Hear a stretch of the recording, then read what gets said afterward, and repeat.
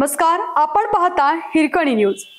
Hirkani news प्रत्येक क्षण ताज्या घडामोडी आणि महत्त्वाच्या प्रत्येक बातमीसाठी नेहमी तत्पर। हस्तखेळतं घर उद्ध्वस्त, बसच्या भीषण आगीत कुटुंब संपलं, आई वडिलांसह 2 मुलांचा मृत्यू। आंध्र प्रदेशातील कुर्नूल जिल्ह्यात शुक्रवारी पहाटे एक मोठी दुर्घटना घडली। एका खासगी बसला आग लागल्याने 20 जणांचा मृत्यू झाला। कल्लूर विभागातील चिन्नाटेकूर जवळ हैदराबाद बंगळुरू महामार्गावर हा अपघात झाला।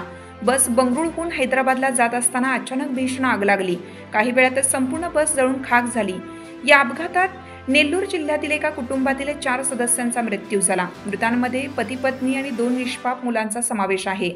मीडिया रिपोर्टनुसार व्ही कावेरी ट्रॅव्हल्स बसमध्ये प्रवास करणारे रमेश वय 37, त्यांची पत्नी अनुषा वय 32, मुलगा मनीष वय 12 आणि मुलगी मणिध्वा वय 10 यांचा कुर्नल बसला लागलेल्या आगीत मृत्यू झाला। रमेश गेल्या 15 वर्षापासून बंगळुरूमध्ये एका खासगी कंपनीत काम करत होता।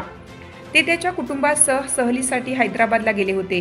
हैदराबादहून परतत असताना कुर्नूल जिल्ह्यातील चिन्नाटेकूर येथे राष्ट्रीय महामार्ग 44 वर एका बाईकची बसशी टक्कर झाली आणि अपघात झाला।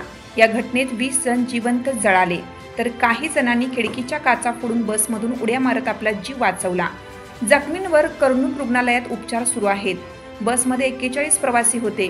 आपत्कालीन दरवाजा तोडून सुमारे 12 प्रवासी बाहेर पडण्यात यशस्वी झाले, तर काही जण आगीत भाजले आणि नंतर त्यांचा मृत्यू झाला। कुर्नूलचे जिल्हाधिकारी डॉक्टर ए सिरी यांनी सांगितलं की हा अपघात पहाटे 3च्या दरम्यान घडला, जेव्हा बस एका बाईकला धडकली, ज्यामुळे इंधन गळती झाली आणि आग लागली। 41 प्रवाशांपैकी 21 प्रवाशांना सुरक्षितपणे वाचवण्यात आलं। आपल्या हिरकणी न्यूज चॅनलला लाईक करा, शेअर करा आणि सबस्क्राइब करायला विसरू नका आणि रहा अपडेट।